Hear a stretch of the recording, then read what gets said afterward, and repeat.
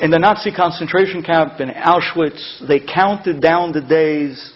They knew that Pesach was coming. Now I want to introduce you to a word. There was a guy there in the concentration camp that was known as a capo.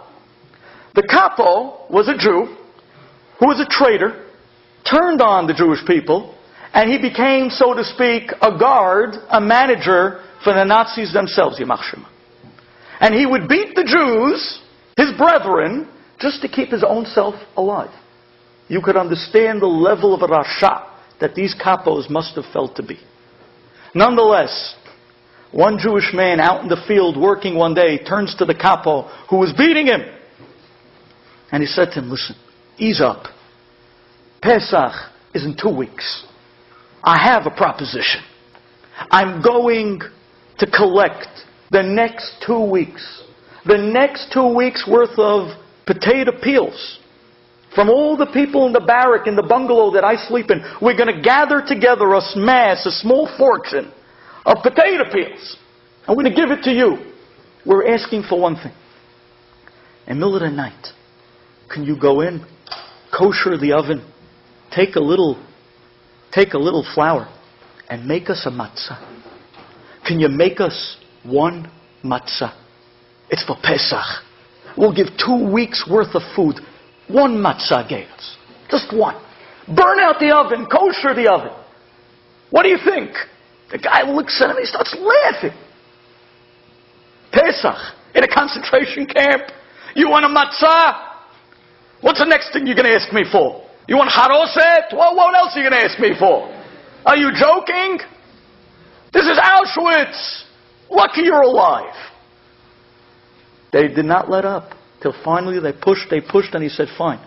If you want to be crazy enough to give 2 weeks of all the people in this bunkhouse their food just to make a matzah, all right.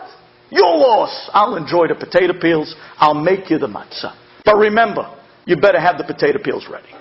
For the next 2 weeks, the countdown to Pesach, one man with a small bag went around every day collecting the potato peels from all the men in the barrack and the bunk. They were living on nothing. Nothing. And after 2 weeks' time, there was there a small fortune of potato peels that they would hide underneath one of the planks in the floor of the barrack. Till finally, the day before Pesach, that night they called in the capo. They handed him the treasure, the wealth, an entire bag of potato peels. The capo was salivating by the mouth. He laughed. He said, yeah, I remember Pesach in my house. You want to give your life up for it? That's your problem. Fine. You did your side. I'm going to do mine. It's from there that he took the potato peels. He went into the kitchen. He burnt out the oven and he koshered it the way he remembered his grandmother did it. And then he took a little flour that he found. And in the middle of the night, under the blanket of darkness, he made them one matzah. One matzah. Early that morning he comes in with a smoking hot matzah, Erev Pesach. One. They took the matzah, they hid it inside the pillowcase of one of the men. And that night, everybody could not hold their excitement. That night they were going to have a Pesach Seder, middle of the night, on the floor in Auschwitz, to declare B'nai Chorin with a matzah. They couldn't believe it. And the night came, and all day in the fields, they were humming and singing the songs of V'hi She'amda. Maybe not Shwekis, but V'hi She'amda. Halach Ma'anya. They were singing all day long. And the Nazis saw something was funny, but they didn't get a hold of what was going on. And sure enough, that night they came into the bunkhouse.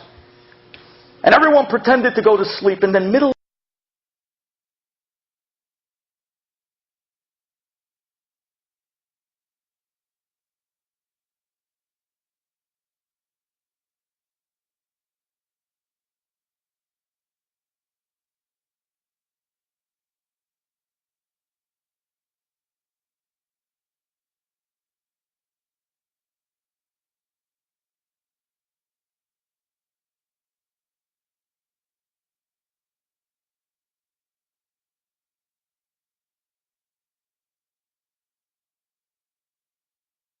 the Nazi soldiers run up to that bunkhouse. And they were about to charge into the bunkhouse. Right in the middle of the Pesach Seder with the matzah front and center. And suddenly, out of nowhere, they see in the window that this guy, this Jewish capo, the one that baked them the matzah, he comes running and he jumps in front of the door and he tells them, stop! You can't go in. And the Nazi says, excuse me, you work for us. You're one of us. We treated you good. You're not like those other Jews. You're a different type of Jew. You're our friend. Get out of the way. We're going in. And he said, no, you can't go in. And they pulled out their rifles and said, we're going to shoot you. Get out of the way. And he said, no, you can kill me. You're not going in. And suddenly they heard, Shema Yisrael. And they shot him. At that point, there was enough time for them to put away the matzah, for everyone to get back into the beds, for the Nazis to come in and find nothing. Vayarach et reach bog dav. Yitzchak Avinu. I could scent the smell of the traitors, of the rebels of Am Yisrael. And oh, how sweet of a smell that is. Kirecho hasadeh, like the reach of Gan Eden. Once Yitzchak smelled that beautiful smell on the Rishaim of Am Yisrael, Vayivarchehu. All it takes is a little Kedusha. That unbelievable spark, it's there no matter what. No matter what. All we got to do is bring to the door of the person's neshama a little Kedusha, and that spark goes aflame. It goes ablaze, it goes afire.